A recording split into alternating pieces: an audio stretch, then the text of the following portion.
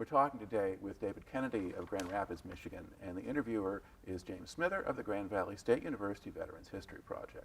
Okay, Dave, start us off with some background on yourself, and to begin with, where and when were you born? I was born in Minneapolis, Minnesota in 1945. My father was in the World War II, along with his two younger brothers. And my father had been in an electrical engineering program at the University of Minnesota when he was drafted, and they decided he should go into the Signal Corps, so he did. And they decided they would continue training him, and they put him in something called a new equipment installation detachment, which meant that he would be trained up when they would invent new equipment, and then he would go with that equipment to Europe and help people to use it there. So he was kind of back and forth across the Atlantic, traveled all over Europe, although he never told me any of that until I had gotten my commission, actually. So I learned about that later in life. But he was, because he was in the States a lot of the time, I was actually born right as the war was ending, contrary to most boomers who then were born some months later. All right. Now, did you grow up in Minneapolis? Yes, grew up through junior high school there. And then when I was getting ready to start ninth grade, going to high school, my father had gotten as far along as he could in his job, and he was looking around for where do I go next. And I still remember in our kitchen sitting down with my mother and father, my younger sister and brother, and my father, very logical, laid out all the options, you know, to the family, to my mother. And the option was to go with this company either at their office in Cedar Rapids, Iowa, or Dallas, Texas. And my mother's response in Minnesota was, well, we know what Iowa is like. Let's go to Texas. And so from that day, I knew that my life was going to be that of a cowboy and a Texan, and not just a Minnesotan for the rest of my life. All right. So then did you go to high school in Dallas then? In the Richardson suburb of Dallas, yeah. Okay. Now, what, was your father an engineer or something else? He was, he actually was involved in managing contracts. He was a contract administrator, so he used his electrical engineering background to understand the equipment and then would negotiate contracts and make sure that they were fulfilled properly. All right. Okay, so what year did you finish high school? 63, and then, you know, I was wanted to major, I was planning, actually, when I was growing up in Minneapolis, one of the strongest influences in my life was a pastor of a church. And so I was very interested in ministry. So in high school, I decided I wanted to go to seminary. Had no thoughts of the military at that time. But in looking at what the seminary would be looking for in college, I decided I would major in history, which I was interested in. And so the University of Texas in those days had one of the best history programs in that area. And so I applied and was accepted at the University of Texas. You're at Austin at that point. In Austin, yes. Yeah, yes. They still have a very nice department as far as I can tell. Okay. And so did you then complete that degree or did you change majors? Yes, no, I completed the degree. When I went to Austin, I found out that this pastor from Minnesota was now pastoring a church in Austin, Texas. And so naturally I went there. A young lady in that church also her parents had been influenced by this church, living in the hill country in Texas, and so she was there. And this pastor had a son who was a year older than I am. We never knew each other in Minnesota because he was older and I was younger. But in Austin, Texas, I was a Minnesotan from the old country. Yeah. And so I was his good buddy. So he introduced me to this young co-ed and said, Dave, I found a girl for you. She'll be perfect. And she and I have been together ever since. Okay, so that worked. All right, so when did you finish college? Finished college in '67. And then went from there to go to seminary. My wife and I were married before our senior year. She went into nursing, was in Galveston after Austin 2 years, was in Galveston for 2 years, but then she was coming back to Austin for the last semester to finish up her program there. So we got married before our senior year, and I had been involved actually helping a church start in Austin while I was there as a student. It was a great experience. I was a dorm counselor.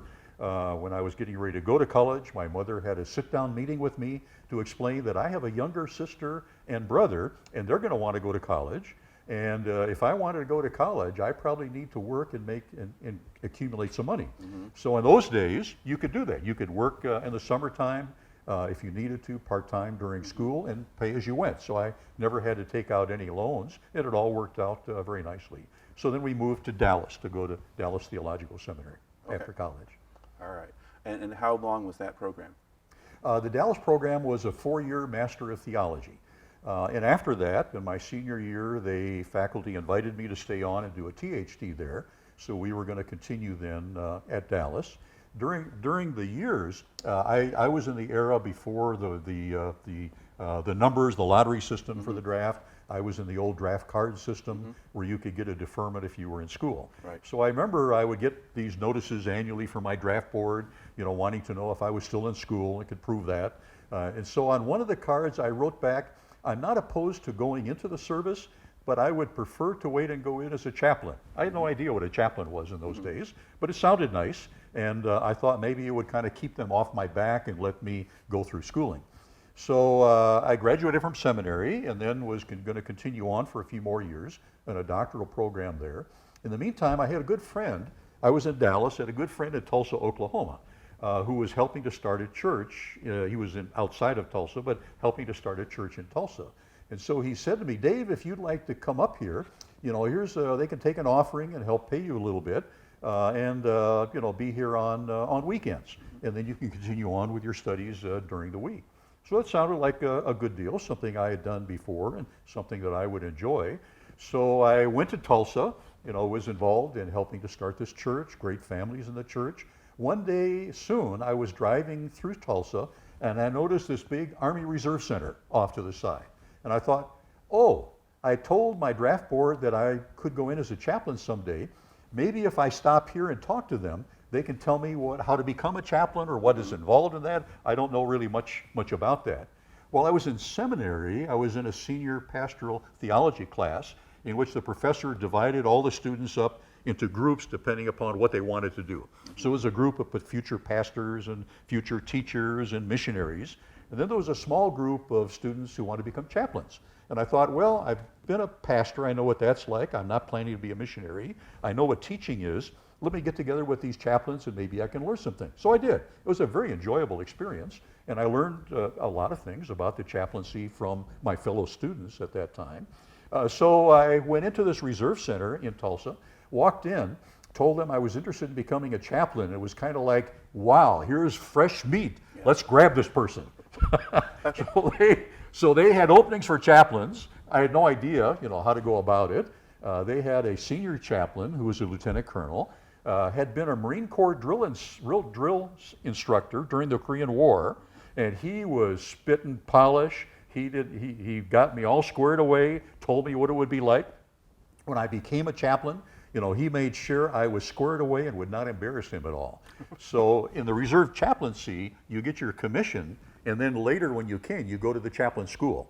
So you have chaplains who have never been trained, but are now chaplains in their unit. So it's an odd kind of a situation. Okay.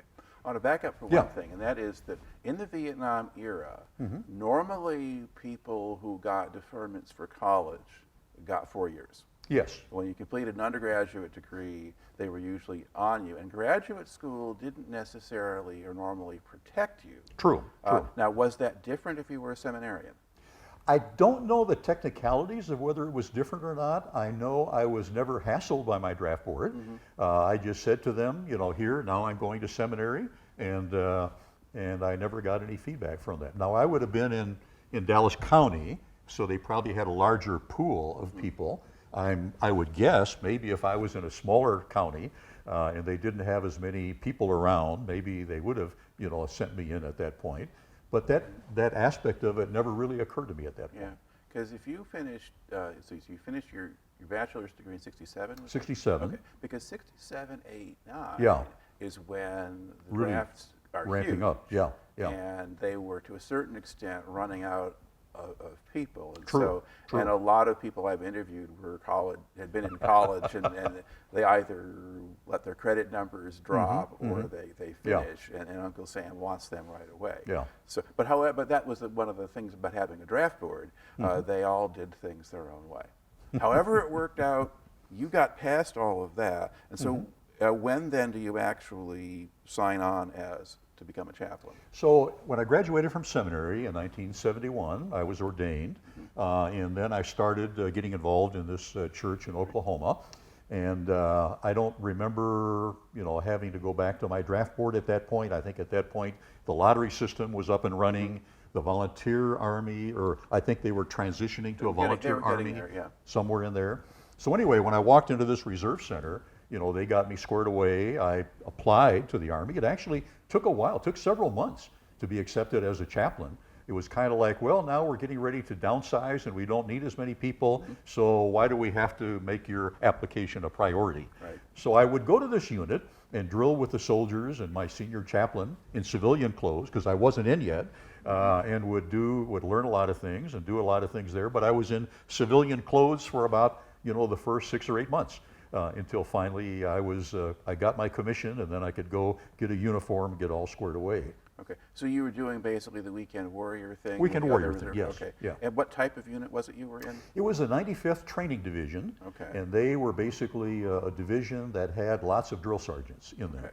Okay. And the way it was interesting the way it worked. I was in Dallas, they were in Tulsa, but in between this brigade and where I was living, they had 3 battalions. And so the whole road from Dallas to Tulsa had 3 battalions that also needed chaplain coverage. So my senior chaplains and I worked out a deal where I would cover those other units, usually on a Saturday as I was driving up to Tulsa. I would have a service at the headquarters or drop down to one of our other units, and I was kind of the one who would cover the other battalions because the main chaplains in Tulsa didn't really travel on the road that much. So it worked out very well. Got to know a lot of soldiers and really found that being a chaplain in the Army Reserve was something that I thoroughly enjoyed. Okay, so this is now, we were early 70s at this point. Yes. And so did you have people in the reserve units who were back from Vietnam, or people who joined the reserves to stay out of Vietnam? Both. Okay. Yeah, a little bit of both. And matter of fact, I had a chaplain assistant in this brigade in Tulsa who had joined the unit so that he would not have to go to Vietnam. And then the volunteer army kicked in, and he was just waiting until he finally could get out, because that was not being in there forever was not his plan. All right. Now, the ones who had been to Vietnam and were back, I mean, how did they relate to the other guys? Seemed to relate okay. I don't know that I picked up any disharmony there. Again, this was an Army Reserve unit, not a National Guard unit, which probably would have had more of their people back from Vietnam. But my sense was a lot of the soldiers that were in these units were there because they were doing that instead of going to Vietnam, instead of going that particular route. Right. I never really picked up friction or a lot of difficulties there. These were soldiers, drill sergeants. The unit would, during the 2-week annual training, would go to Fort Polk, Louisiana, would take over the post and do the basic training. So the drill sergeants would replace the active duty drill sergeants. My boss and I would go into a chapel, and we would replace the active duty chaplains there. They would take a week and a half or so of leave.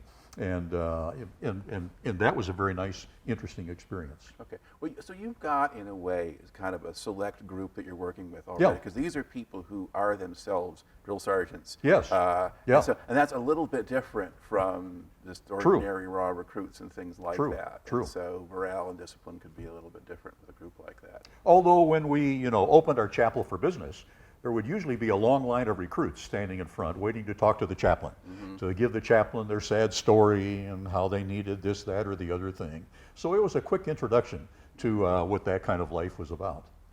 All right. And how long did you do that job?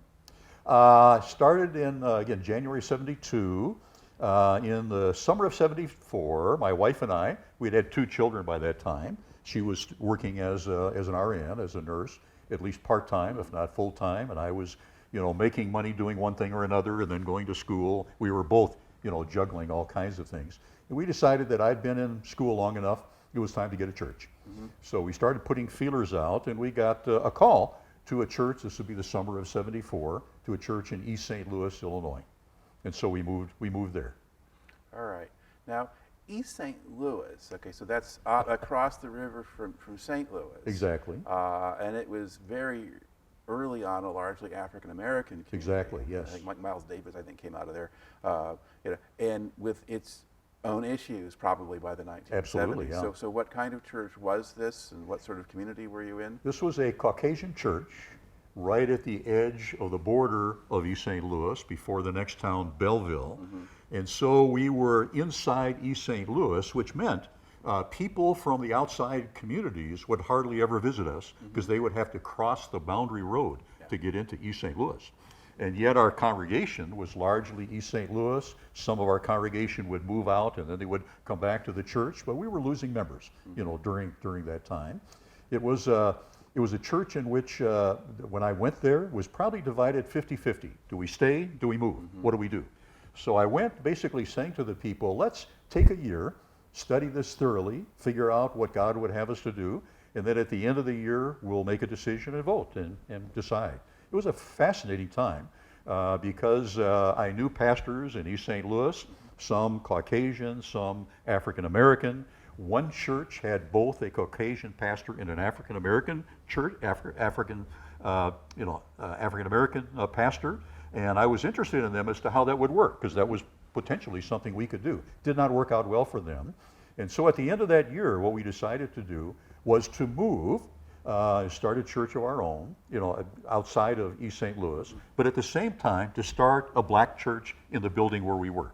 And in the meantime, in our community, before I came, they had started a Christian school because the white people in East St. Louis didn't want their kids going to those black schools in East St. Louis. But the interesting thing was, a lot of the African American middle class families who lived in East St. Louis didn't want their kids going to those public schools either. So in our school, set up ostensibly, for white kids, probably in all honesty, we had a large African American population of kids. And so we would go to church conferences with other Christian schools, and we would have the only African American kids of any school that was there. We had a lot of fun with that. So what denomination were you in? It was a Bible church. It was part of the IFCA, which was my endorsing agency in those days, the Independent Fundamental Churches of America. I joined as just a Bible church non-denominational person because they would take individual members, but that also meant that I had one of the credentials to pastor this church, and so it worked out very well. Great church, good people. When we moved out, we still supported the church that we helped to start in our building. That continued to flourish, did very well. And it was nice to be able to reach both communities, frankly. Okay. All right. So what was your reserve duty like there? Reserve duty was in the St. Louis area, part of the 102nd Army Reserve Command. My first unit, they have a chaplain who's in charge of that whole area. And so there was an opening in the I think it was the 329th Supply and Service Battalion. A lot of truck drivers and people involved in all kinds of things like that. So they had headquarters in St. Louis. Then they had companies scattered all over the whole area, including Illinois as well as St. Louis. When I went to my church, they had never had a pastor who was in the Army Reserve before, so I promised them that I would not miss services. So I would juggle my schedule, do everything I could, but I would not use the Army as an excuse to get out of a service. They had had a pastor before me who was an evangelist, and so they would give him some blocks of time every year to do evangelistic work. And so they thought, well, giving me some time to do Army Reserve things would be kind of similar to that. So they already had an experience there. So I got around and would visit all these units. Usually I would spend a Saturday with a particular unit or with my battalion headquarters. Sunday, my battalion headquarters had an early formation, maybe 7 in the morning. I would go in. Right after that, I would have a religious service, and then I would scoot out to be at my church for services all day. Sometimes in the afternoon, I would go back to there or to one of the other units.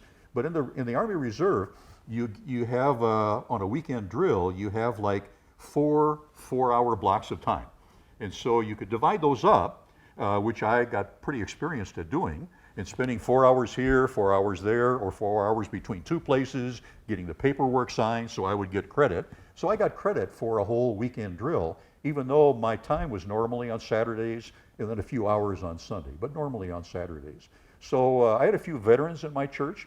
Occasionally I would not have time to change, and so I would come into the service in my uniform, and the veterans at least liked that. I don't know if everybody did or not, but I tried not to do that and to flaunt what I was doing outside the church to people. But it gave me some contacts in the whole area that the church didn't have also. So it was a very nice thing. All right. And so what was the time frame when you were there? I was there, I came in 74. When I was still in seminary doing grad work, my first summer after I got into this unit, I went to the chaplain basic course, all 9 weeks at that time. And then I started the advanced course, which normally you wouldn't do until you were promoted to captain. I was a lieutenant, first lieutenant, where chaplains start out in the reserve and guard. If you go on active duty, you would be promoted to captain right away in those days. But in the reserve and guard, you would stay a first lieutenant, usually for a couple of years. Because I moved at about that juncture, they had to start the paperwork over again in the St. Louis area. And so I stayed a first lieutenant longer than most.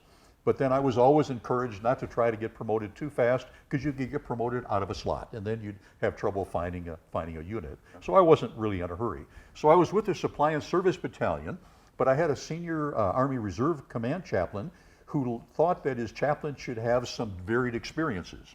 So about 3 years into that, he kind of did a big shuffle, and everybody moved around and changed. Some of the chaplains who were in units that they loved didn't like that. I was in a supply and service battalion. I was told I was going to go to a hospital unit. I thought, hey, that's great. As a pastor, I'm in hospitals. I know hospitals. That would be a great fit. And so I was moved to a combat support hospital in St. Louis, and a very enjoyable experience there. And again, learned more about hospitals and hospital chaplains and all of those things. Okay. Now, back up again a little bit. Sure, sorry. You talked, no, hey, it's fine, it's easy. Okay, you talk about the chaplain training you got. What were those 9 weeks like? Yeah. Oh, it was kind of a gentleman's course, a lot of PT, and we had an infantry line officer and sergeant in charge of our PT, so that was by the book, because we had to pass all the same PT tests that every other soldier had to pass. But it was also different religions, because as a chaplain, you minister to those of your own faith who are willing to accept you. You also need to be able to facilitate the faith of others, so that if I had Catholic soldiers, and I would make sure that they got to a mass, either by bringing in a Catholic minister or a priest, or giving them transportation of that. But also you care for all soldiers. And so a lot of it had to do with making sure that these people coming in understood that being a chaplain is a little bit different than being a minister. Mm-hmm. You have to have a little bit of a different mindset there.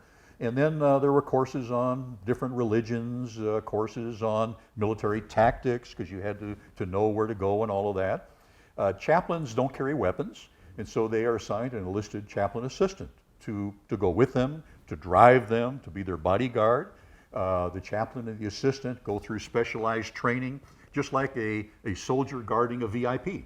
So here's somebody who doesn't have a weapon. You need to cross this road. So there's certain procedures you have to learn to be able to get across safely and not have this chaplain shot, which I really appreciated, although I was never in a situation like that. So there was a lot of training like that. It was a very interesting time.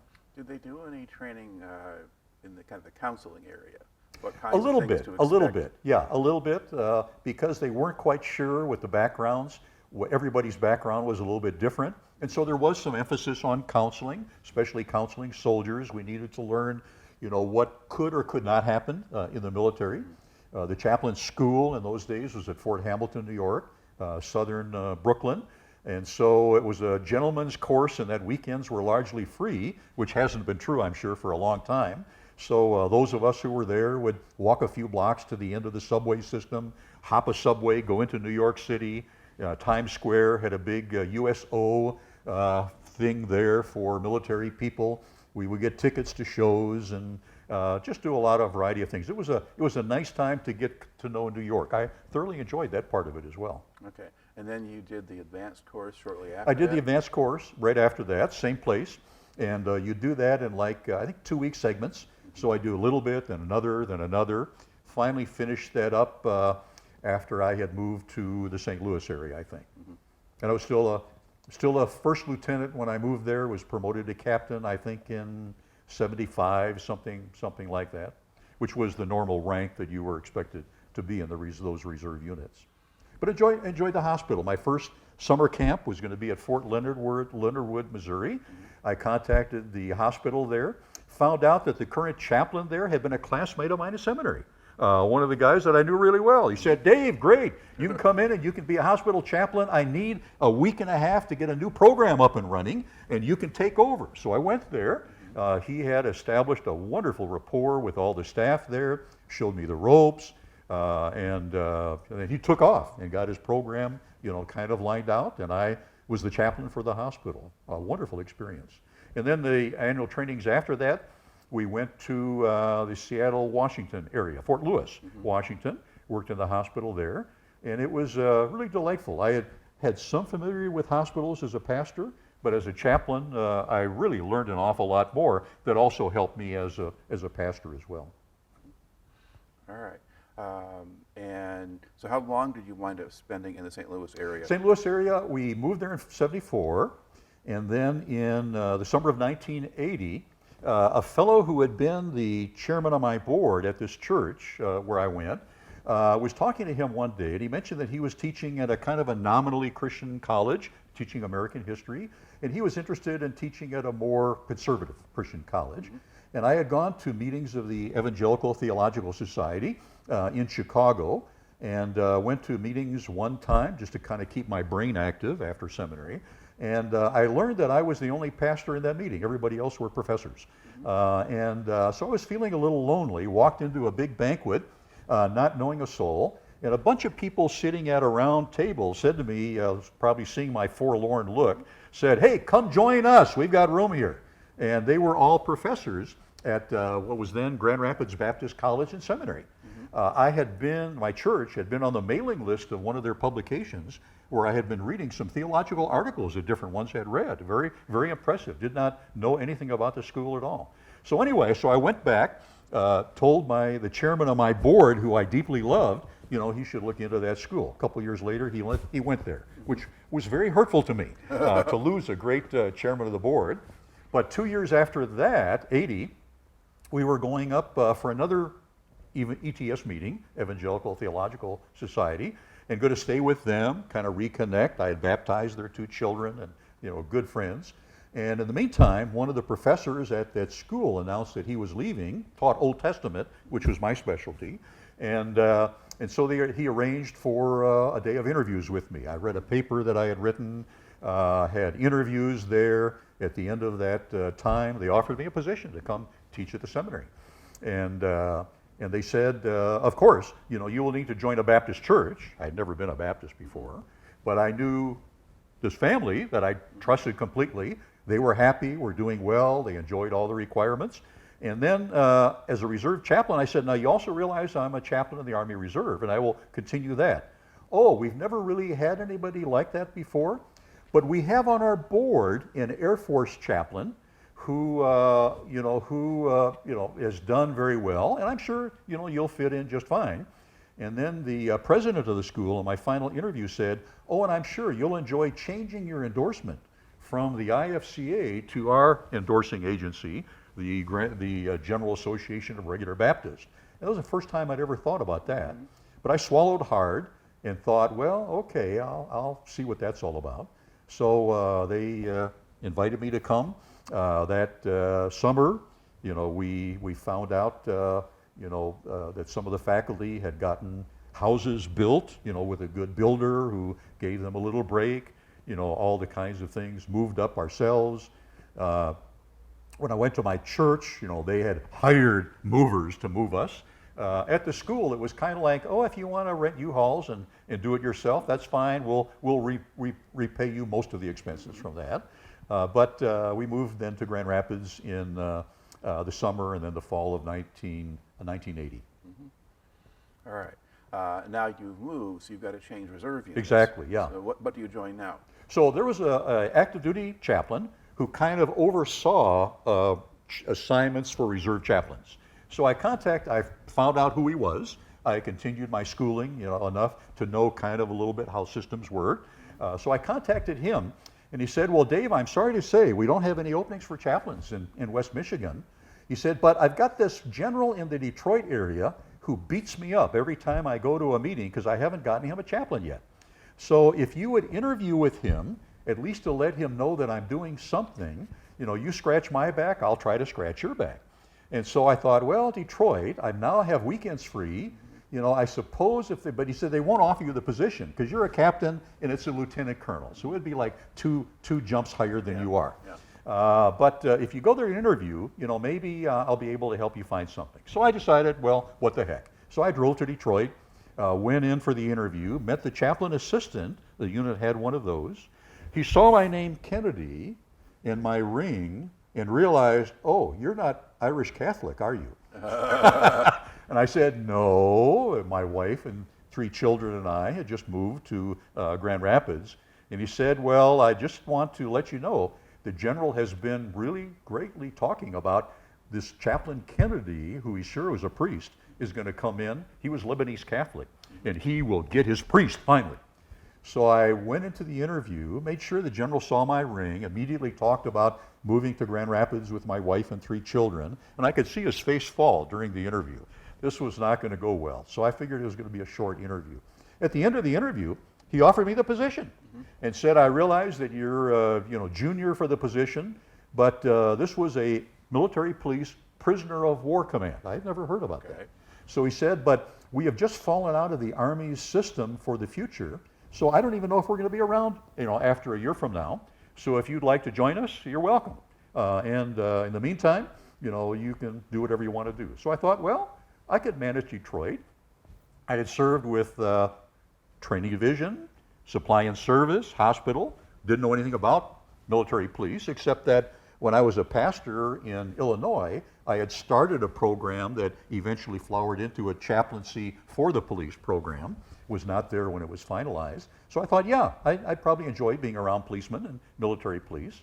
So I joined the unit and went downstairs. He said, you need to meet our G1, our personnel person, who will get you all squared away. So I went down and he said, okay, chaplain, great to have you on board. He was a Brooklyn guy and used all the Brooklyn language. And he said, the first thing you need to do is you need to go to this conference. It's in San Antonio, Texas. I know San Antonio, Texas. And he said, it's during the week, and it's a supervisory chaplain conference, and you are now a supervisory chaplain. I had one chaplain to supervise. But now all the military police units, their battalions, were in the process of getting their changes to their structure, and they were all gaining chaplain slots. So the general had said 2 things. You need to get out and visit our units, and you need to recruit a bunch of chaplains for us. So I went to the supervisor. I went back to my school, said, how do I get off during the week for a few days and miss classes? So they walked me through the process of how I get substitutes and what I need to do with students. So I did that, walked into this hotel in San Antonio, Texas. Here I am, a captain, looked rather young and naive. And these old colonel chaplains standing around looked at me and said, Chaplain, I think you want the meeting down the hall. This is for the supervisory chaplains. So I pulled up my orders and said, well, that's where I am. I'm supposed to be at the supervisory chaplains conference meeting. It was kind of like, whoa, you're a supervisory chaplain? How did that happen? So I was the junior supervisory chaplain for years. And of course, as you might imagine, the low person on the totem pole gets tasked with all the menial jobs that nobody else wants. So I learned an awful lot. I learned how to get thank you cards and arrange for refreshments and all of those kinds of things. It was a great learning experience. Plus, these chaplains had a lot of wisdom to share, and I was ready to learn all that I could. All right. Now, did you wind up staying at the college, or was that just another temporary stint? No, I stayed at the college, actually the seminary. I was teaching in the seminary. They were looking for somebody who could teach some Hebrew, who could teach Old Testament Hebrew, who could teach Bible generally, who knew some Greek, and who had had some pastoral experience. I was kind of like the utility infielder, and I fit all those things. So I came to the seminary in 1980. Did not retire until 2012, so I was there for 32 years. Okay, so that's your career and your permanent home now. I came, and they never told me to leave, so I just stayed. All right. Now, how long did you stay with the outfit in Detroit? A long time, much longer than usual.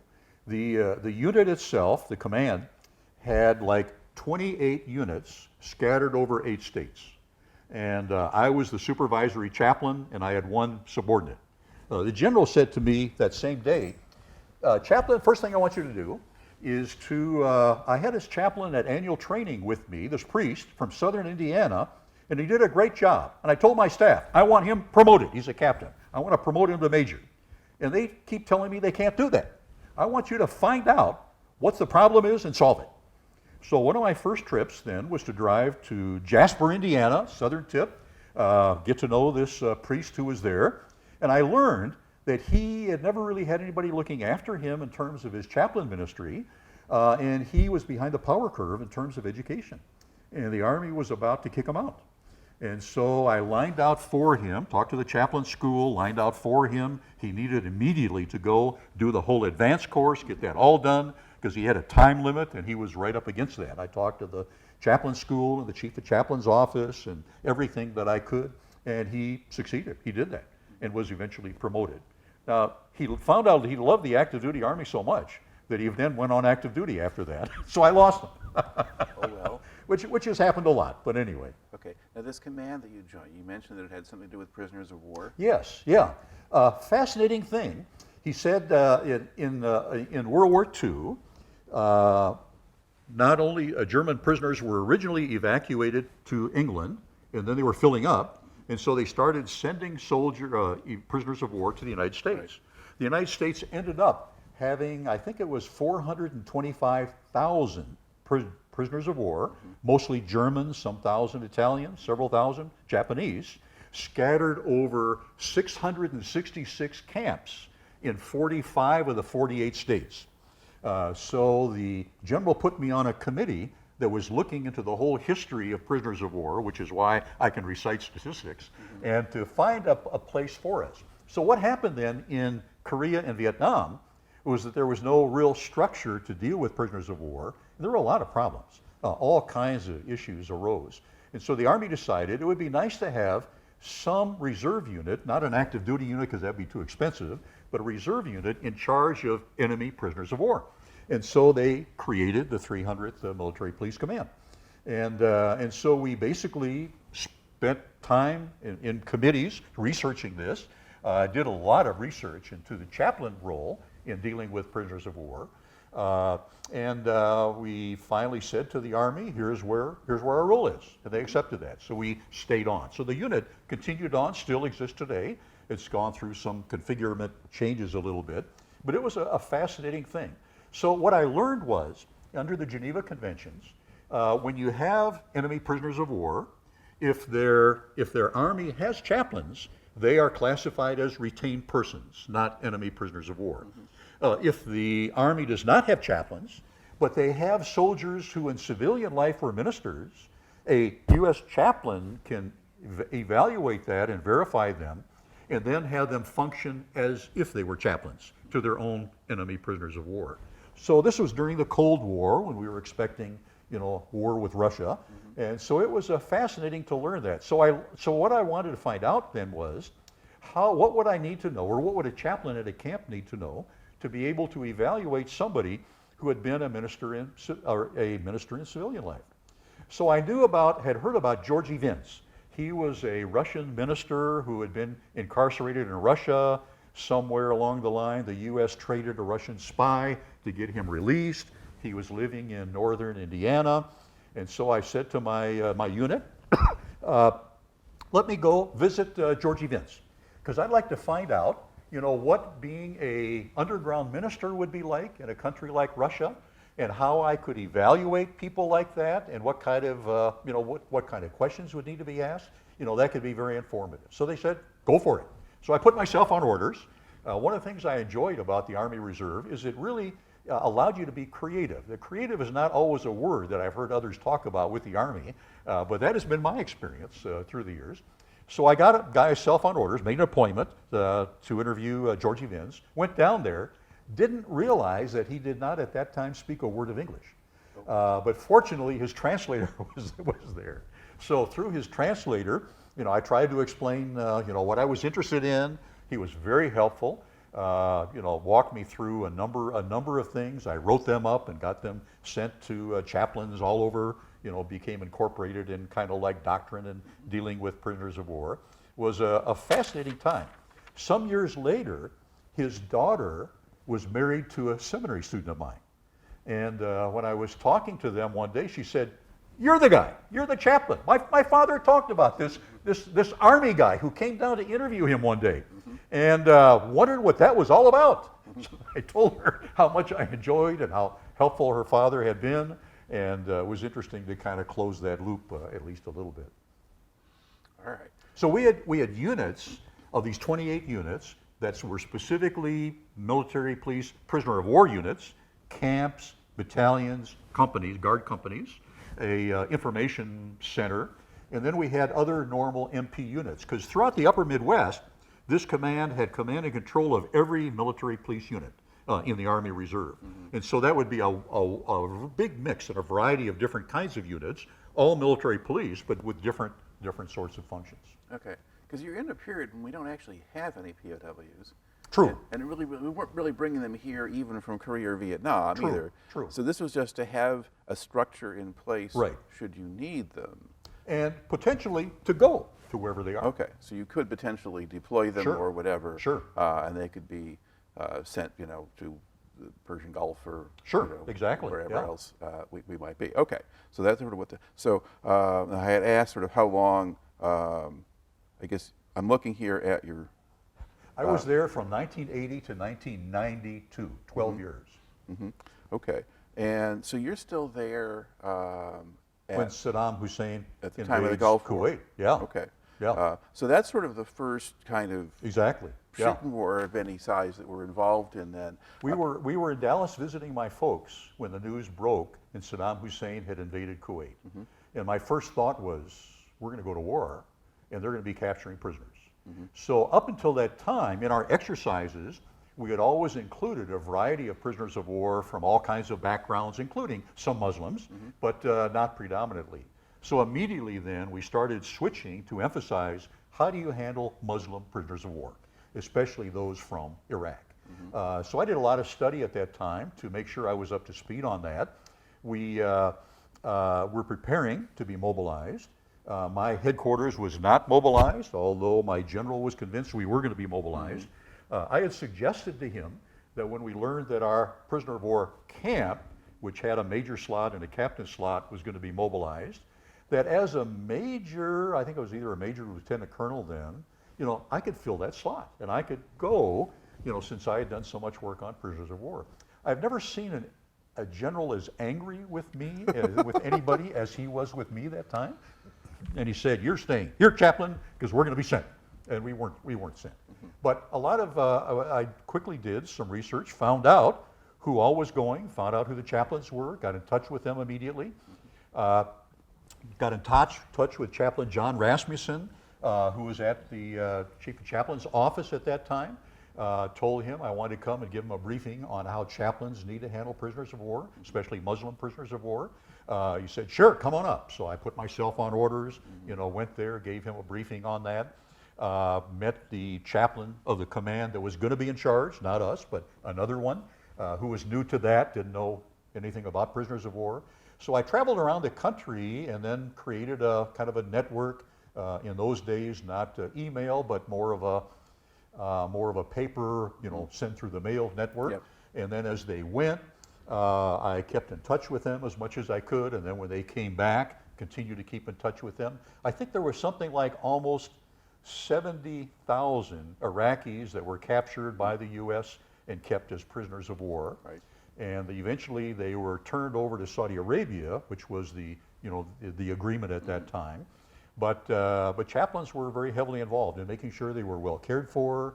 I'm not aware of any problems with prisoners of war in that conflict, and it seemed like everything went well. But it was a fascinating time. It was a busy time for me because I knew this was, at least the prisoner of war part of it. The war part of it didn't last too long, but the prisoner of war part of it then continued on until they were all repatriated. And then they came, all these, the units came back to the U.S. The chaplains had a big conference. They invited me to be there, which I deeply appreciated. Got to, meet in person those who I hadn't met before. And they wrote some after-action reports on their experiences, which were were very well done. Really a wonderful experience, which I thoroughly enjoyed. And were there lessons learned out of that that wound up getting applied in the next round of stuff after 2001? At least there were lessons learned that were put in writing. Okay. And I think in terms of the prisoner of war camps, the next time around, after 9/11, they were in writing. The problems later were not so much with the MPs and the camps as it was with the CIA, doing things kind of on the side under the darkness of night. Yeah. All right. But you had some acquaintance with it. And I have experience with that later. Yeah, right. Okay. So I guess you do your 12 years initially with the unit, the Detroit area, and then what's your next assignment? Well, in the Detroit area, again, they had 28 units. So I would spend time in the headquarters. I would spend time visiting all the units. Did a lot of work in chaplain recruiting.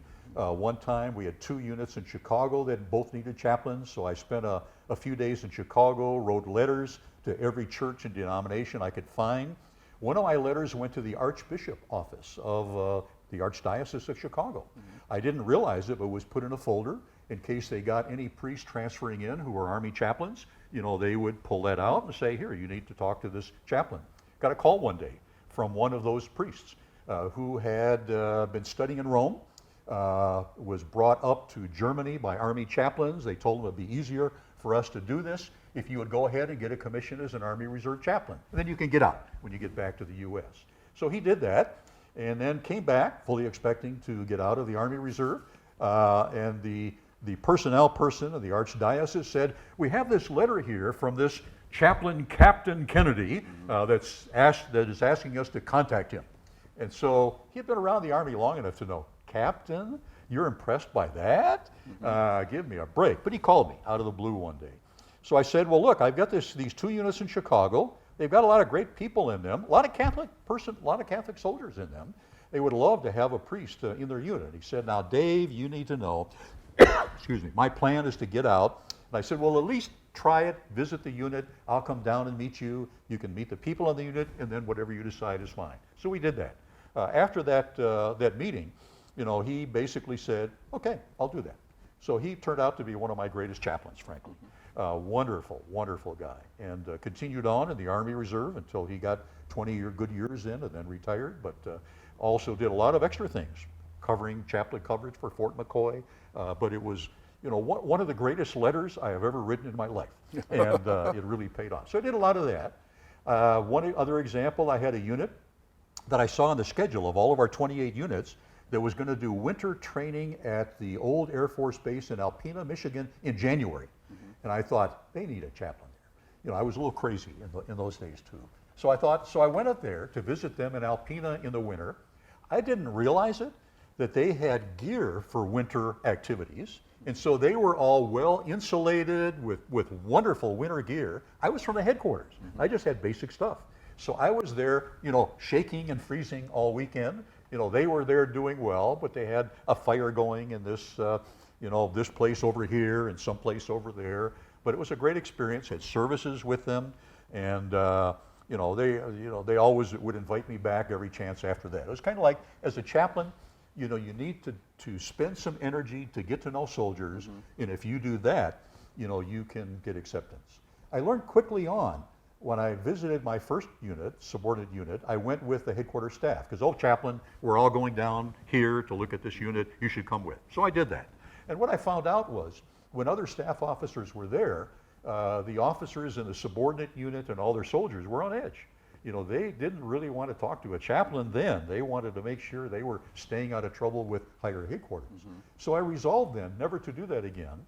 And I always made sure that when I visited a unit, there were not other staff people going down there at the same time. And so I typically was welcomed with open arms. Oh, chaplain, we've never had a chaplain here before. Wonderful, what can we do for you? Would you like to have a service? Yes, I'd be happy to do that. We've got soldiers on the range. Would you like to go sit there and talk to those who are waiting to go? Yeah, I'd love to do that. That's what I do as a chaplain. So I had just a wonderful experience getting around the Midwest. When I did that, I also learned through some of the supervisory chaplains and others that there are ways to kind of use the system. And so I found out that chaplains can be assigned one rank higher than their slot. which is handy if you're looking to plug some holes and all you have are chaplain positions. You can grab a major or somebody else and plug them in. I also found that there are chaplains in units scattered throughout the Midwest who are pastors and who have trouble getting in a whole weekend duty because they're busy on Sundays. And so they're looking for other things to compensate for that. So I found one pastor in Iowa who was having that problem. I had a unit in Pocahontas, Iowa, far northwestern corner. So I went to Pocahontas, met the unit. They had never seen a chaplain before. And then I contacted this chaplain who I had met at conferences, asked him if he would like to come over there sometimes and have a service, could be on a Saturday, because he was fairly close by. Didn't want to take him out of his unit, but wanted to help him get a weekend. Worked out great for him. He covered that little company for the rest of his time. There are all kinds of things like that. I found out that if there is someone who is a minister in civilian life, and they're a drill sergeant, for example, they can be certified by the command chaplain and have religious services for the soldiers since they're a minister in civilian life. Mm-hmm. So I found a few people like that and got them involved. So I had all the units covered pretty well, over time, one way or another. So I recruited a bunch of Protestant chaplains. I had at one time a couple priests. I had even a rabbi one time. I was the envy of the Army Reserve that was mostly, just Protestant chaplains, not that much variety. But it was a great experience, a learning experience, but also an opportunity for creativity. So I was there for 12 years. What I also learned is that I was finally promoted to lieutenant colonel. So I went from captain to major to lieutenant colonel, and then when I was promoted to lieutenant colonel in the reserves, that starts a 5-year clock. Mm-hmm. So I was promoted then in, must have been 97, and no, I left in 97, 80 to 97. Anyway, it would have been like 92, I think. Mm-hmm. So anyway, you've got the date, you've got all the dates there. So anyway, I knew that in 5 years I would have to leave. Because in the Army Reserve, you can only be in a slot as lieutenant colonel for 5 years, and then you have to leave. So I got busy, found out how to change the structure of the unit to add another chaplain position and another chaplain assistant position, so there would be a deputy there who could step in when it was time for me to leave. So we did that. And I found a wonderful guy who I knew who was ready to move into that and then would follow me when I left and move into the lieutenant colonel slot in the unit. So I broke that news some months before that to my commanding general, who said, "Now, Dave, we don't want you to leave. Look at all you've done here. Mm-hmm. Can't you tell the chief of chaplains that you're needed here, and we want you to stay longer?" And I said to him, "So I'll say this to the chief of chaplains. I've only been there for 12 years, longer than any other chaplain probably in any unit, but there's so much more I want to do. I need to stay. Can you let me stay there?" And he laughed and said, "Yeah, I see how that would fly." Mm-hmm. So, goodbye. So then it was time for me to find another home. Right. So this John Rasmussen of the chief's office at chaplain conferences have been telling us every year, if you can't find a unit, check in with me, because there are lots of individual chaplain slots all over the world. And there are individual mobilization augmentee slots. And I know where those are, and I can match you up with one of those. I'd never needed that because I was always in units. So now I contacted John. And he remembered me from a couple of years before that, where I came warning them about enemy prisoner of war things, and said, "Well, why don't you come here, work in the Pentagon, work in the chief of chaplain's office?" And so I said, "Well, I guess, okay, if that's what you would recommend." So he plugged me into the division of the chief's office called PPDT, Plans, Program Development, and Training. Chaplain Wayne Kuhn was the head of that at that time. Smartest chaplain I had ever met. 2 smartest chaplains I ever met were Herm Kaiser, who I met when I was younger and then got to know later on in life, and Wayne Kuhn. And they were the ones that would be fighting lawsuits to declare the chaplaincy illegal. They were ones who would establish training programs. They were organizing family support programs, all kinds of interesting stuff going on. And so I went, did my first 2 weeks there. And Wayne, plugged me into all kinds of stuff. He said, "Normally, Dave, when I get a reserve chaplain here for a couple of weeks, I will open my desk drawer, pull out something that is not really important, give it to them and say, 'Here, do what you can. They will get it done. I will put it back in my drawer and then forget about it, for another year. He said, I don't have time to do that right now. I want to see what you can do. So he gave me some assignments, and I worked on those, got those done, gave them to him. After 2 weeks, went back home, and he basically said, there are things that we do, because they evaluate other military publications all the time, where I need a reserve chaplain to look at something to see if in any way it needs some changes based on a reserve chaplain perspective. Would it be okay if I emailed you those kinds of things? And I said, sure. And he said, you get points for that. In the Army Reserve, you have to get so many points to have a good year. If you're in a unit and you have drills and annual training, that takes care of it. But now if you're in a special assignment like I was, you have to kind of figure that out on your own. And so I had to get enough points to make sure I had a good year, or else I was not going to have a year that counted when it came to retirement. So anyway, we did a lot of that. He was a wonderful guy to work with, followed by Gil Pingle in that particular office, who also was a great guy to work for. And it was a fascinating time. And to get to the office, I would be in D.C. In the Pentagon, I would walk down a hallway. I would look outside the door. There would be the helipad right outside. I would make a left-hand turn, and then the offices would be right there. Great place to work. And I also learned a lot about the inner workings of the chaplaincy, because these were all the chief of chaplains' offices and all the supporting chaplains and staff and sergeants that worked for them. Okay. Now, and how long did you have that slot? I was there for 5 years. Okay. During that time, I also did some other military training. I talked to Chaplain Kuhn early on and said I applied for the War College because I needed to do some other things to make sure I had good years. And I found out I was eligible to do the War College by correspondence. So in doing correspondence, you get points, no pay, but then you'd go for 2 weeks of duty at Carlisle Barracks every year, which would be for pay. So I said I'd like to do the War College, but I applied and I was turned down. He said, well, I can fix that.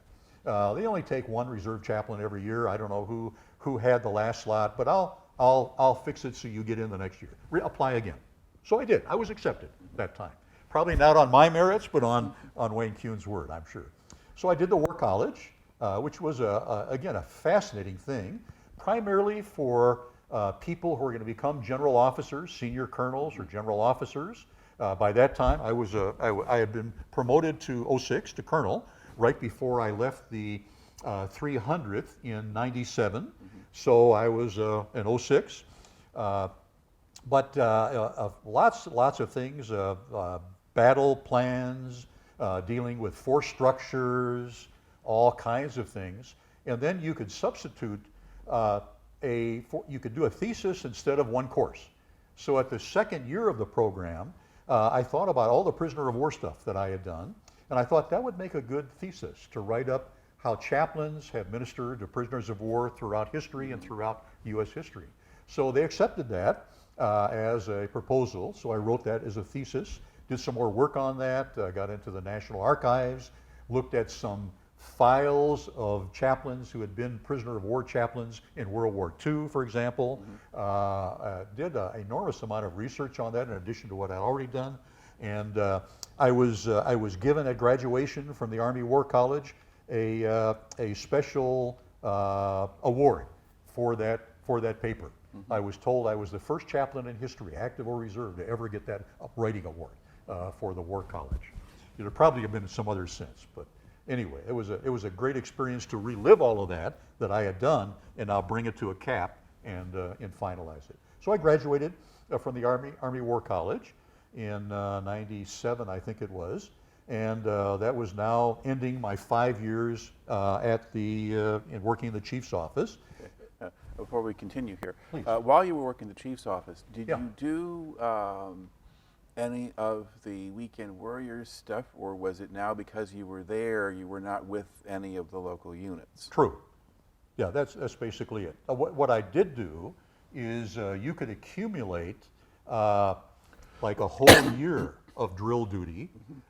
Anything you did, if you're like on 2 weeks annual training, the government would provide housing and food. If you go in on a drill status, you have to take care of that yourself. No travel pay, no housing expense, no food allowance. So occasionally I would do that by stringing together, maybe a year or almost a year's worth of drill times together at one segment, so that I would be getting paid enough so I could afford doing it on that status. But usually it was taking other courses, doing other, I would get some points for responding to some email questions about, different documents that were being written, things of that nature. But it was not a great time to accumulate lots of points in my career. I made enough every year to survive and to have a good year, but it wasn't an awful lot beyond that. Okay. So once you get to 97, you finish the stint there at the Pentagon. What's your next stop? Well, my replacement in Detroit now was, as a lieutenant colonel, is finishing his 5 years. So I connected back with him and said, so what's your replacement plan? And he said, I don't have one. I've got another unit in Grand Rapids that I'm going to go to, and the 300th is going to be left without a chaplain. So I said, would you check around the headquarters, see if they would even consider having me come back? And he did. And I got like letters of welcome, open arms. Come back, come back. We would love to have you back. So I went back to the 300. An interesting time. Things had changed a little bit in the 5 years, but not enormously. And I was there then from 97 to, I think it was 2001. Well, 2001, yeah, for 4 years. And again, had beefed up the system. We had somewhat different units. Had a new chaplain now in Ohio, for example. I asked him, he had units scattered all over the whole state. So I said to him, how often do you get out and cover those units? He said, well, I've never really done that. And I said, well, how about, since we're just getting you as a unit, how about if I come and visit you one weekend, and we spend the weekend driving around the state, checking in on all your units so I can get to know them and so that you can get to know them, and then you'll be in a better position to cover them. So that's a great idea. So we did that. So we spent a weekend driving around the state of Ohio, covering all these units, great people. They were delighted to have, to get to know their own chaplain and also have a chaplain from headquarters that was interested with them, in them. But it was a time when we were more involved in exercises. Again, the Gulf War was past. Expectations were something could still develop there. So there was even more of a focus on Arab countries, on Islam as a religion. And so we did a lot of work, again, preparing for those eventualities.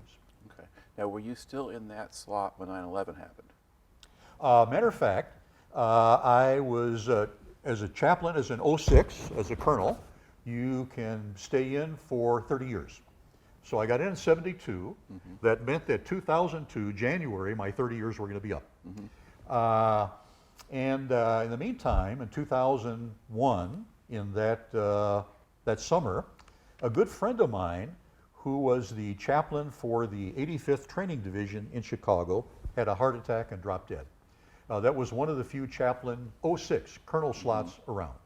Usually the reserve slots go as high as major or lieutenant colonel. And so I was checking through my rosters, trying to figure out who would be eligible to go to that slot, because I had recommended this fellow, and I thought he did a fine job in that slot. And I was very sad to hear that he had a heart attack. And I looked around, I couldn't find any chaplain within striking distance of Chicago that would fit that slot. So I called, in those days, all the Army Reserve chaplains were under the Army Reserve Command out of Atlanta.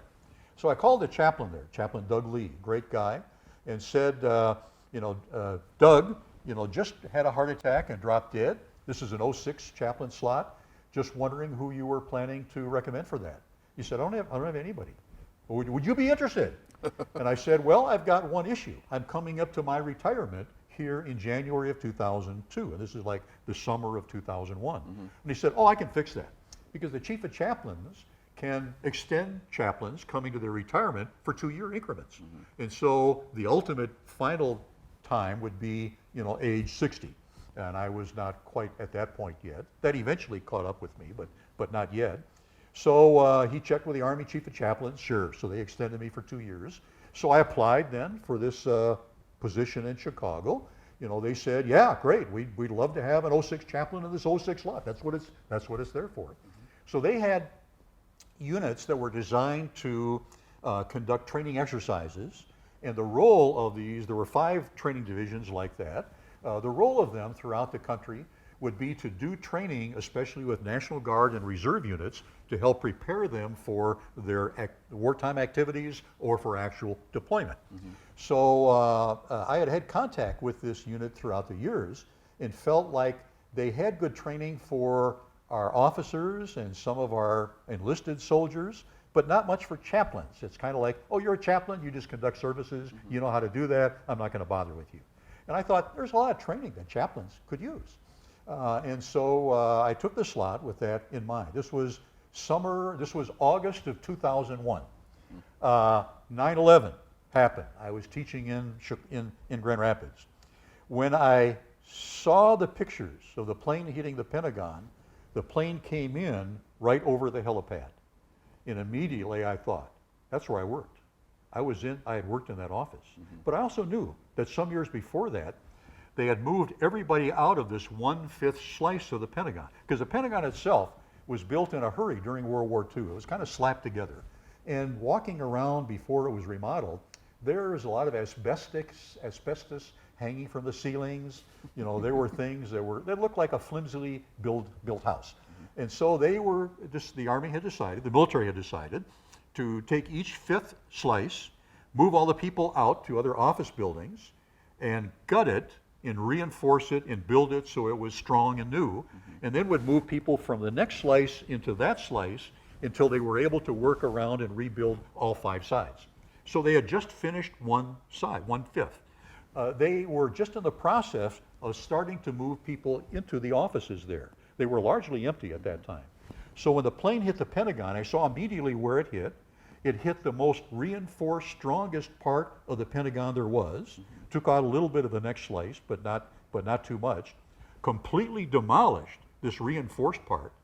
And there were something like over 100 people working in that slice that were killed, some 60 or so on the airplane, but there normally the Pentagon would have thousands of people working throughout the whole building.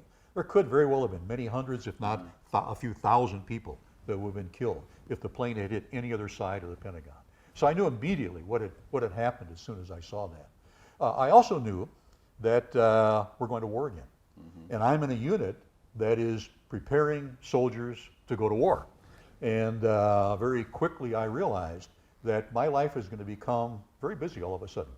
So I tried to make sure I was caught up with things at school.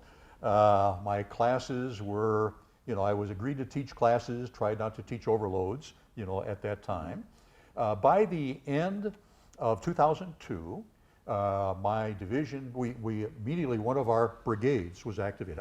Our brigades would cover training at places like Fort McCoy, Wisconsin, Fort Knox, Kentucky, Fort Campbell, Kentucky, and Camp Atterbury, Indiana, which was now created to be a mobilization site and a training site. So immediately our brigade in around Fort McCoy, Wisconsin was activated. And that's where soldiers were going to get trained to go overseas. The active duty Army turned over most of their training like that to the reserve components, to these 5 training divisions. So we picked up an enormous load.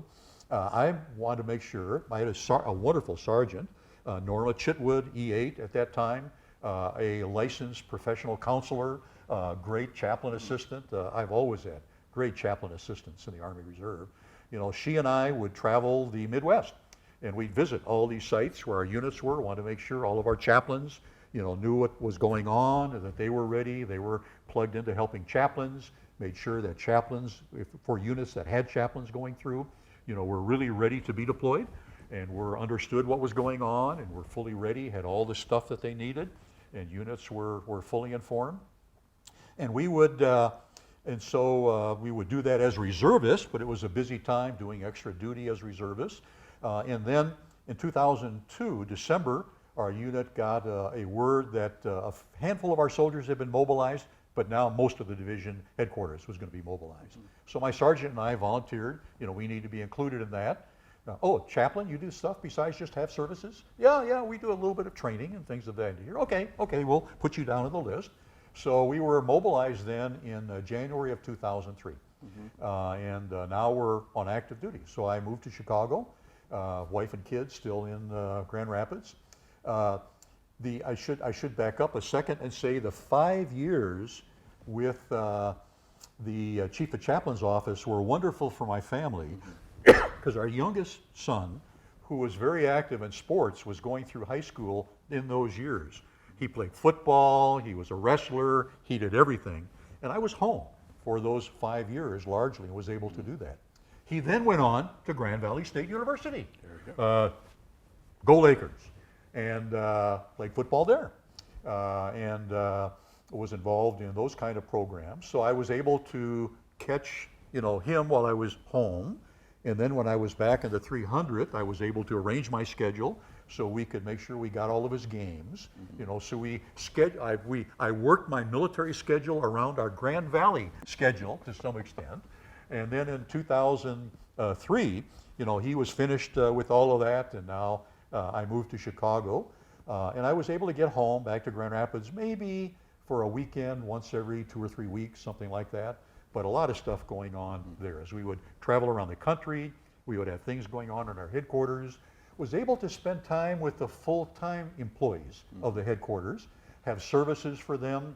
They would have special days like Black History Month and Asia Pacific Islander Day, and was involved as their chaplain and those kinds of things, which I had never really had time to do during the week before that time. It was a great experience being mobilized in that now I could focus on doing one thing.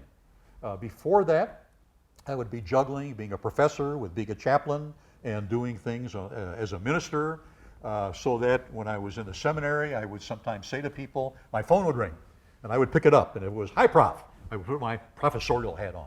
If it was, "Hey, chaplain," I would put my chaplain hat on.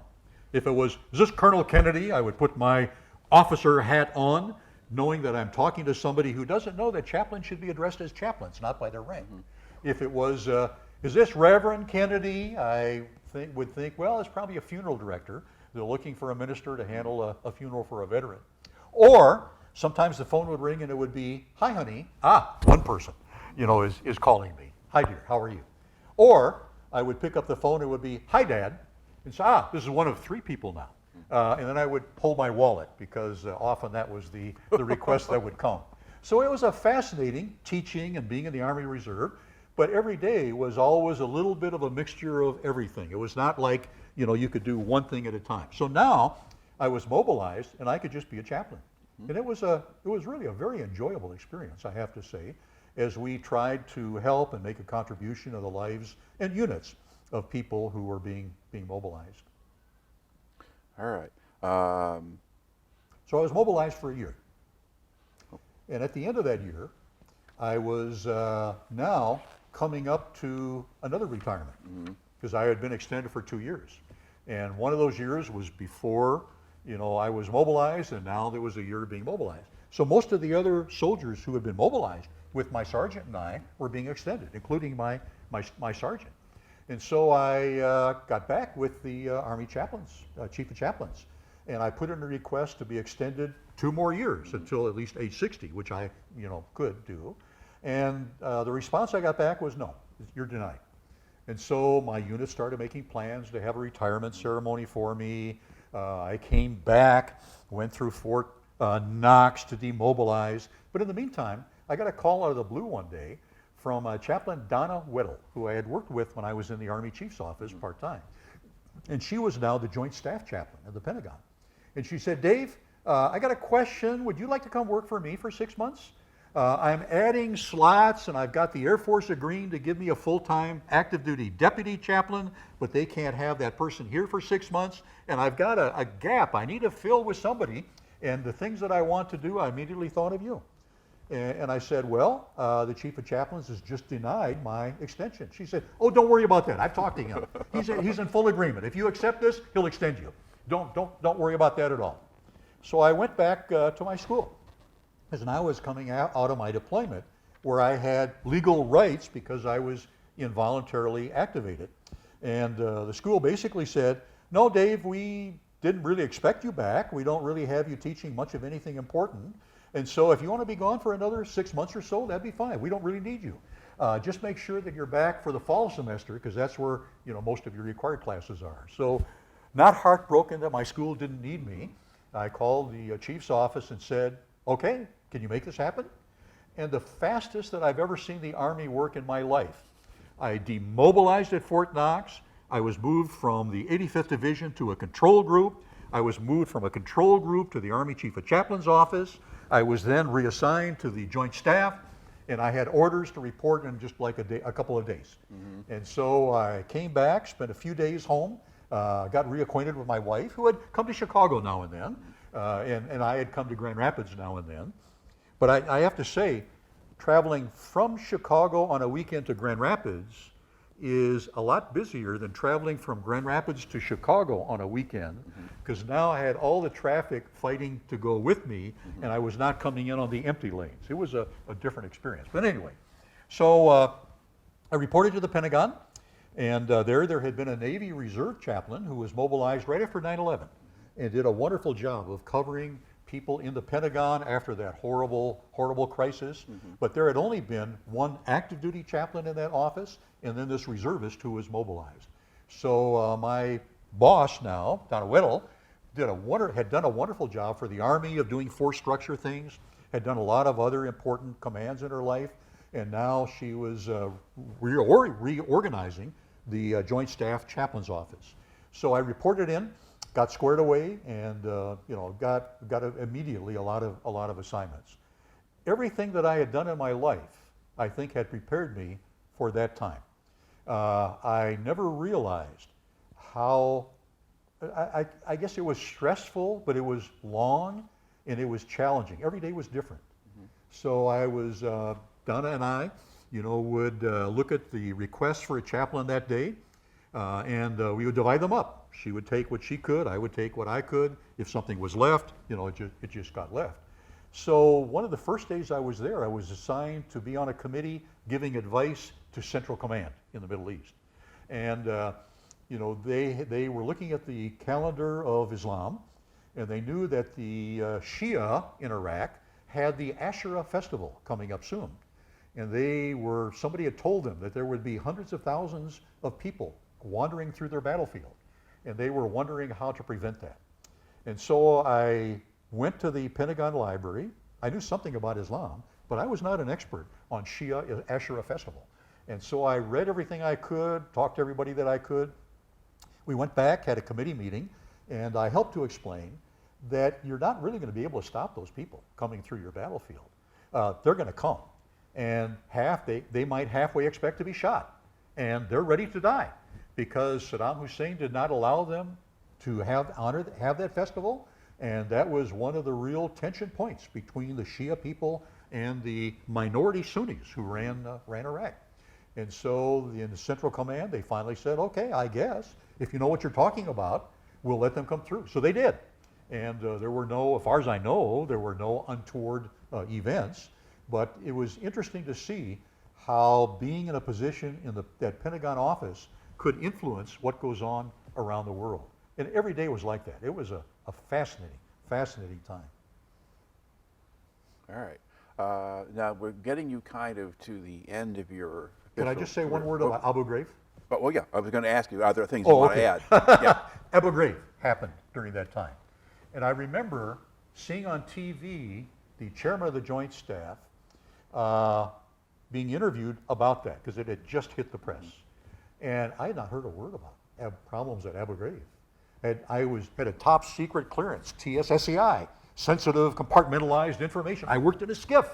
I had a top secret computer on one side and a normal computer on the other, and you had to switch. You couldn't move things back and forward, and I had not heard a word. That was the first time anybody had heard a word about Abu Ghraib. Explain what a SCIF is. A SCIF is a sensitive, compartmentalized information facility.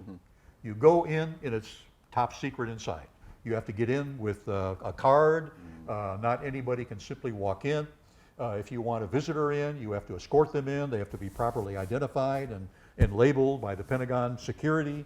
All the offices were SCIFs. In other words, they were top secret places. Right. So did you find out about problems at Abu Ghraib at the same time the country did? I did. When it hit the news, basically? Yeah. So the next day, I asked my chaplain, did you know about this? did the chairman mention anything this to me? She said, no. Normally, he will give me a heads up on any problems like this, but he didn't say a word. So in the meantime, because of my prisoner of war background, I was able to find out which unit was the MP unit at Abu Ghraib. I found out who the chaplain was in that unit. I found out that the chaplain lived not far from Washington, D.C., lived in Maryland, as I recall, and was able to contact that chaplain and invite that chaplain to come visit us in our office and give us a briefing. So, and I told my senior chaplain all of this the next day, I think it was. We got on that rather quickly, found out that there was a unclassified report that had already been written by a major general about the situation at Abu Ghraib that I had never run across before. I think it was top secret, but it had been leaked or something like that. I may have some of the details amiss. I got a hold of that, read it, found out in more detail what some of the problems were. So we had the chaplain come to our office, interviewed the chaplain, and got a heads up on that. And then the Joint Staff quickly put together committees to look into the whole thing, because this is really a big deal.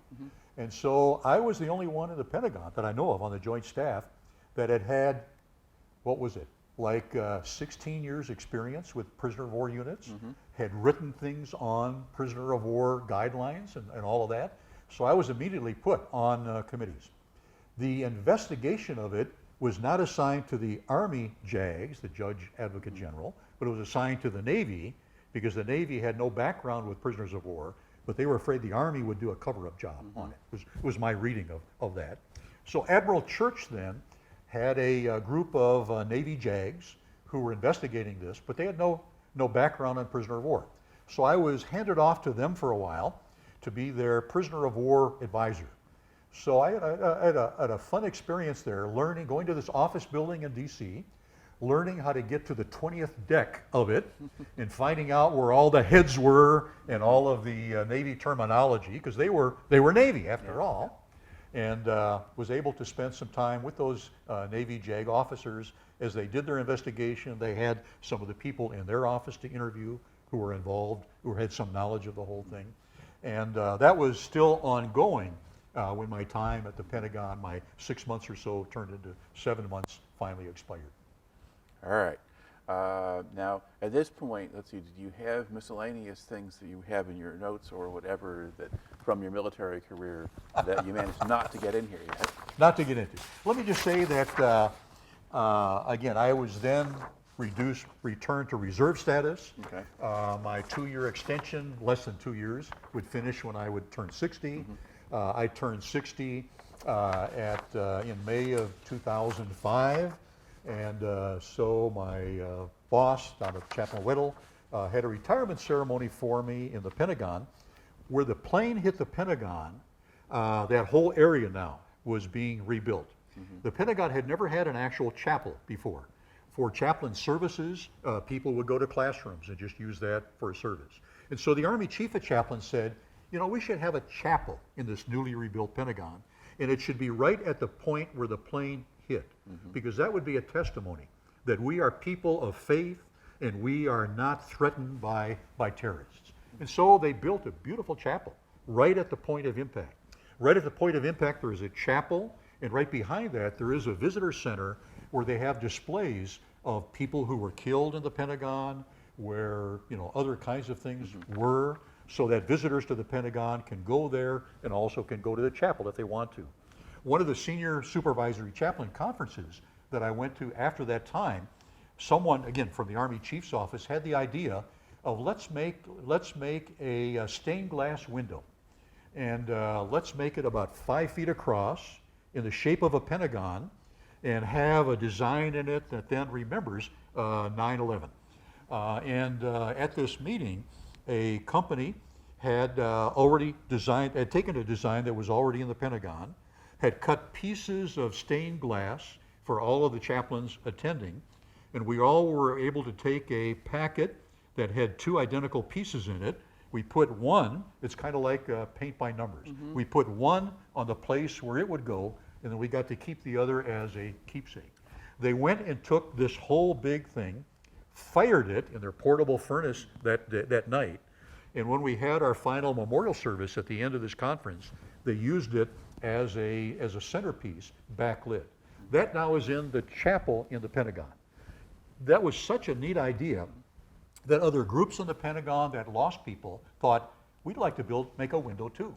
And so if you're in the chapel looking towards the altar where this not window, but this stained glass thing is, if you look to the right, you see 4 windows that are covered with stained glass. One of them has, they all kind of flow together. One of them has features Navy, because there were Navy people in that part of the Pentagon that were killed.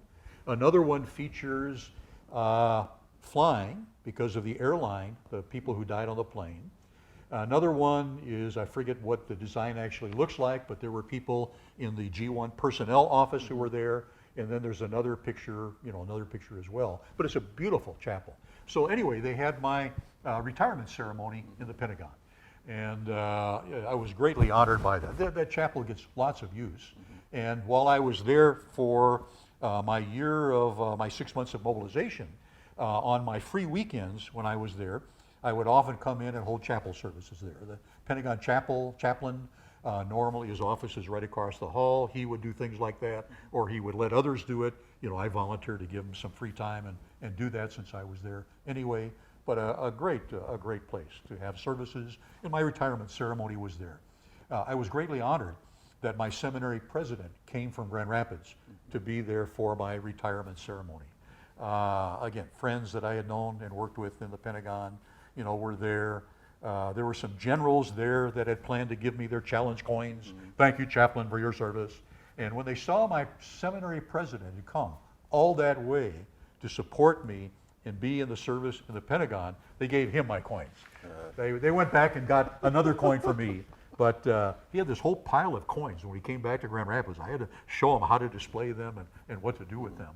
But it was a great experience. My wife and 3 kids were able to be there as well, taking lots of pictures and meeting people and all of that. I still remember one of the generals talking to my 3 kids and saying, "Thank you for all of the sacrifices that you went through those years while your father was serving."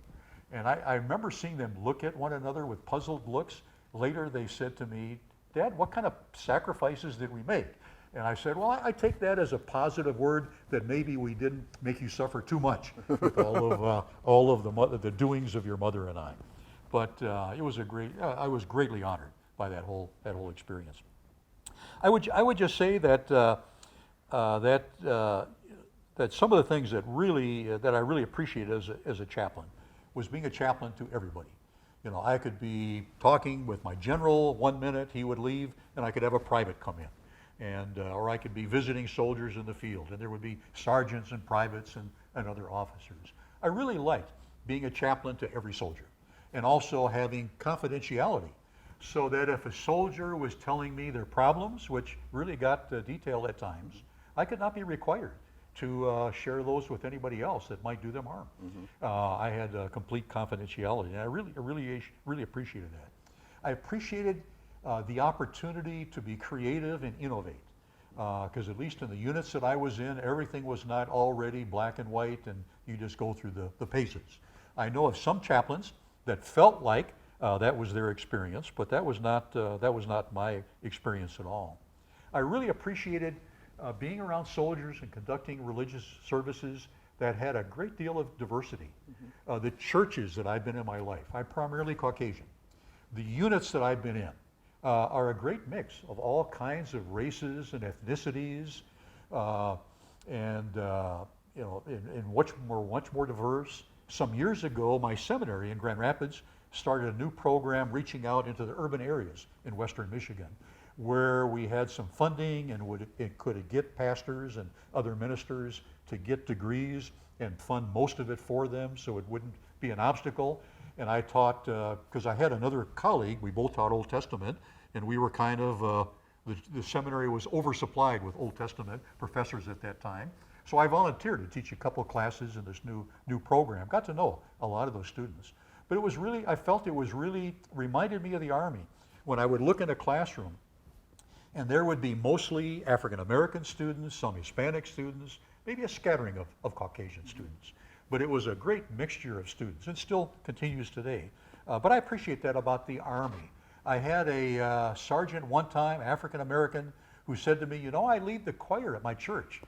Could I do anything like that here? And I said, wonderful, go forth. You have my permission. I command you to create a choir. We had the singingest, liveliest services of any that I have ever been in during that time. I had great chaplain assistants, and was able to, each came with different skill set and abilities, but they all contributed in wonderful ways. And my ministry was greatly enhanced by their ministry. Also, I enjoyed teaching at the seminary, not only teaching people preparing for all kinds of ministries, but when I first came, there was at least one student preparing to be an Army chaplain. And so through the years, I've had a few dozen, students come through who are preparing to be chaplains.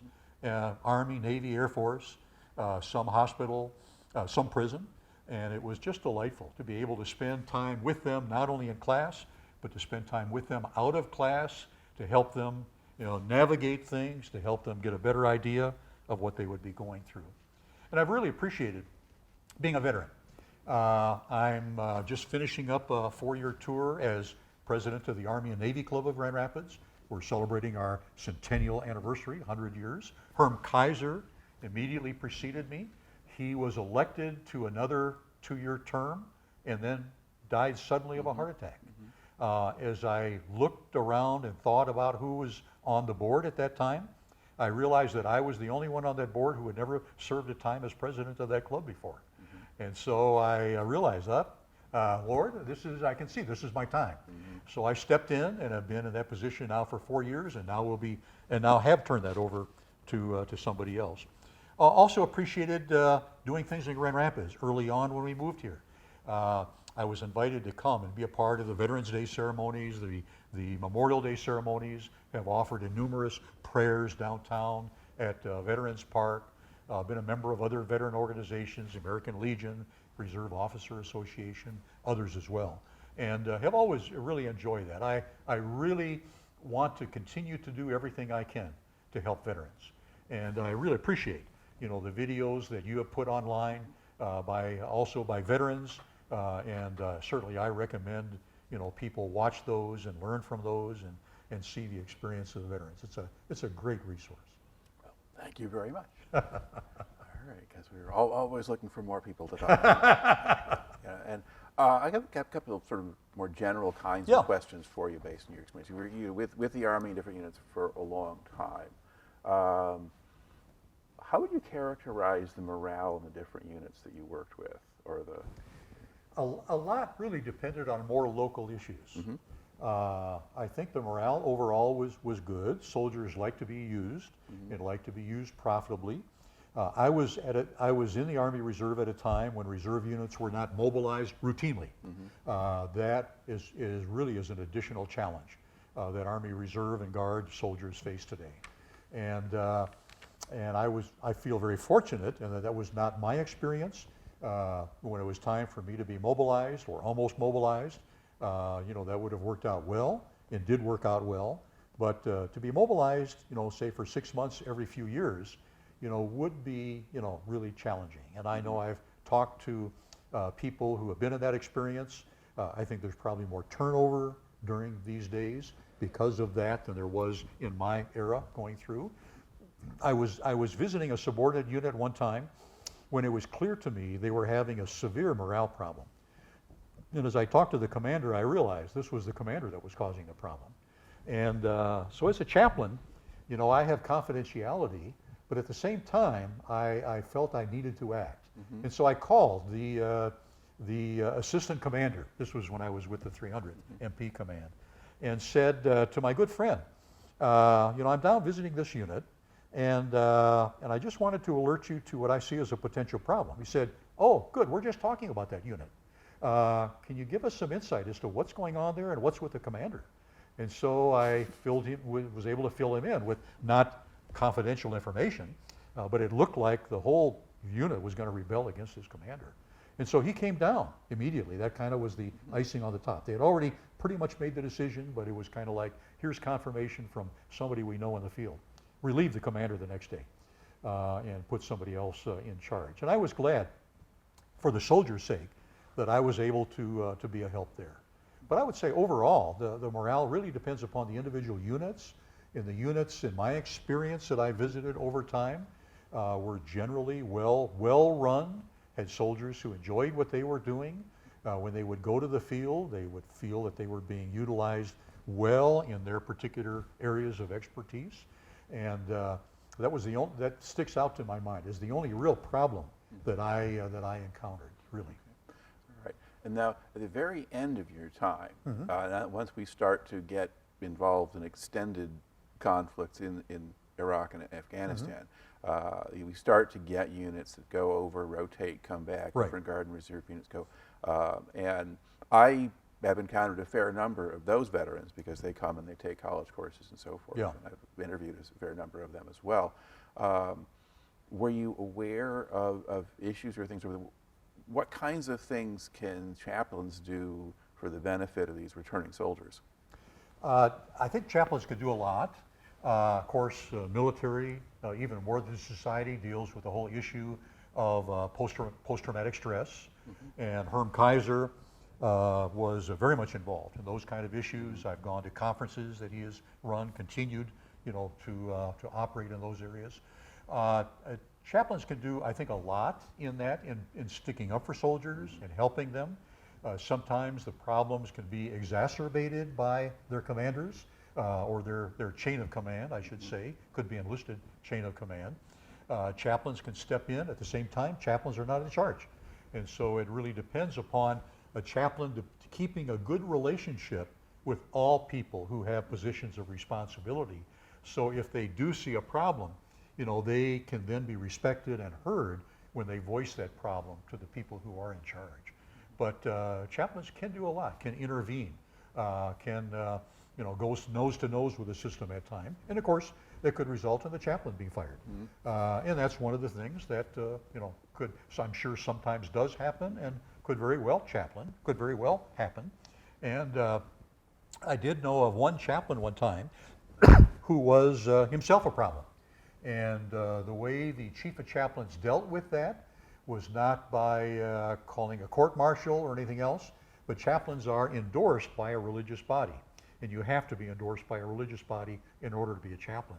The chief of chaplains called the endorser and basically said, this chaplain is a problem, you need to get rid of him. You need to yank his endorsement. The endorser did, recognized that it was a problem, yanked the endorsement. The chaplain one day was a civilian the next day. There are different ways of dealing with problems. I was very privileged a few years after I retired to be invited by a similar denomination to mine to be their endorser. My former seminary president had gone to be a executive vice president of a denomination, realized that their endorsers weren't really doing a good job, and basically said, Dave, can you come help us out and be our endorser for a while? And I thought, well, I guess if you'll accept me, and if it's not a problem, if I don't change churches in Grand Rapids. Yeah. So he said, no, that's fine, come. So I come, got involved as their endorser, found out who their chaplains were. I'd known a few of them. Got a lot of new people into the chaplaincy for that denomination. Found out that there was a retired Navy chaplain just a few miles from the headquarters of that denomination in Florida. Contacted that person, found out in the Navy he had worked in the office of the chief of chaplains, had a lot of that kind of executive experience. Found out he would love to be the endorser. Got him in touch with the denomination, and he was my replacement. So they hired him, which I was glad for. So there's a lot of things like that can be done, but it also really goes down to the chaplain, I think, having a good relationship with all people, staff, senior NCOs, non-combatant officers, and with soldiers, so that soldiers will trust the chaplain and know that they can really have confidence in the chaplain. And he'll not rat them out, but he'll try to be of help. But the chaplains, again, have limitations in what they can do to try to help. All right. Now, to kind of close things out here, if you look back across this extended military career of yours, in the end, On a basic level, what do you think you took out of it, or how did it affect you? I think it affected me to, again, as I say from my junior chaplain once, who put it in very smart ways, to always try to be on the lookout for how God is dealing in the lives of people, whether it's a student, whether it's a neighbor, whether it's a soldier or a veteran or whoever it is, and try to figure out what maybe the next step would be that God would want them to take, and then try to encourage them to take that step. Sometimes in my Baptist circles, you know, the tendency is get this person to the end and accomplish everything, all one fell swoop. There often is a reaction by people against that. But I think helping somebody to take that next step, believing that God is involved in their lives, really has impacted me, and is kind of the way that I look at things now. So it's been a very helpful improvement maybe in my outlook. All right.